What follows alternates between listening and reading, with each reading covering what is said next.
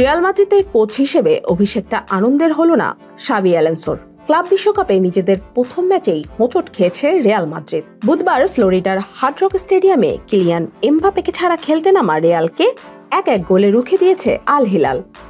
Real মাদ্রিদের তারকা সমৃদ্ধ দলের বিপক্ষে আত্মবিশ্বাসী শুরু করে আল হিলাল। তবে ম্যাচের প্রথম গোলটি করেছে ইউরোপের 15 বারের চ্যাম্পিয়নরাই। রদ্রিগোর দারুণ এক পাস পেয়ে প্রথম ছোঁয়ায় দলকে এগিয়ে নেন Spanish forward Gonzalo Garcia.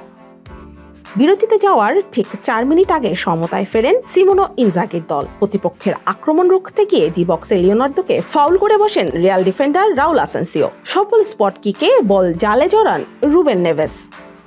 Shea butter ও ভিটামিন ই সমৃদ্ধ লিলি হালাল বিউটি সোপ, তারুণ্যময় উজ্জ্বল ত্বকের জন্য। পরের অর্ধে ছন্দে ফিরলেও গোল পায়নি রিয়াল।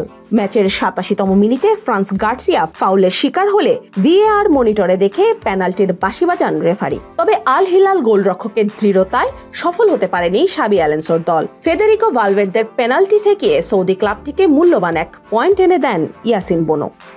দুই দলের ডাগআউটেই ছিলেন নতুন কোচ। ইন্টার মিলান থেকে ক্লাব বিশ্বকাপের আগে আল হিলাল যোগ দিয়েছে সিমোনো ইনজাগি। রিয়াল মাদ্রিদের মতো শক্তিশালী দলের বিপক্ষে দলের এমন দাপটে পারফরমেন্সে তার শুরুটা হলো দুর্দান্ত। অন্যদিকে বায়ার লেভারকুসেনে ইতিহাস গড়ে রিয়াল মাদ্রিদে এসেছেন অ্যালোনসো। এদিনই দলটির জার্সিতে প্রথম মাঠে নামলেন লিভারপুল ছেড়ে আসা ট্রেন্ট ও ডিন হাউসেন। আশানুরূপ হলো না তাদের নতুন অভিযানের শুরুটা।